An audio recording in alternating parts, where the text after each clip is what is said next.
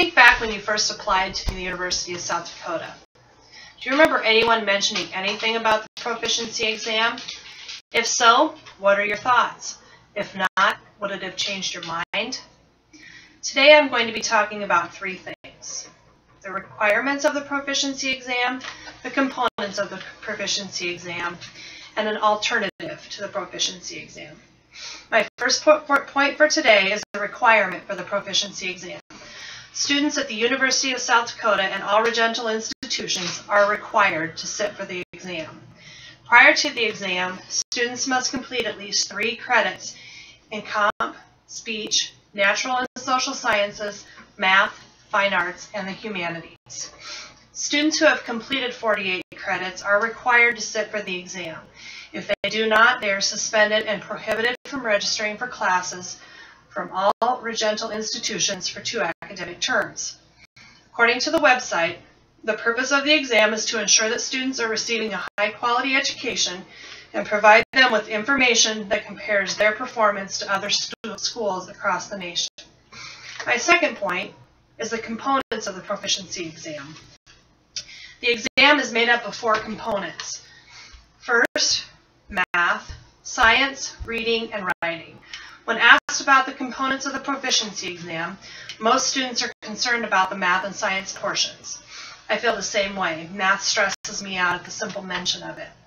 With the new Math Emporium model, it seems more and more students are struggling with math, beginning levels of math. The Academic and Career Planning Center works directly with those students who are unable to pass any portion of the exam. Interestingly enough, the majority of students who fail the writing portion. As stated on the USD website, when a student fails one or more component of the test, they will be required to work with an academic advisor where a development plan will be put together. The student will also be given tools to study for the exam. If the student fails a second time, the plan is reviewed and the test is taken again. If the test is failed a third time, their file is reviewed for compliance. The student may then have the opportunity to submit writing samples for review. If not, the student is suspended and not allowed to register at any residential institution for 2 academic terms. My third point is an alternative to the proficiency exam. There are other opportunities that need to be examined in regards to the proficiency exam. In my opinion, there's a lot of other topics to be discussed.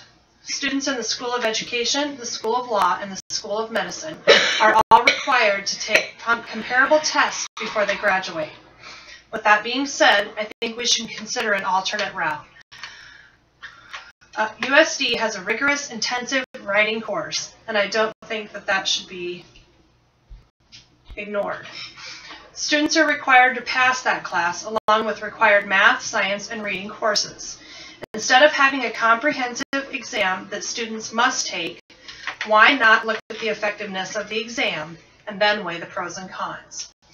In review, I have touched on the basics of the proficiency exam. Today, I have laid out the requirements and components of the exam.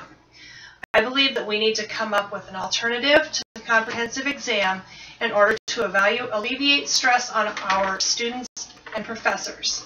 With the university policy in place, we should be able to test our students in skills that they have acquired in less stressful situations and without the risk of being suspended.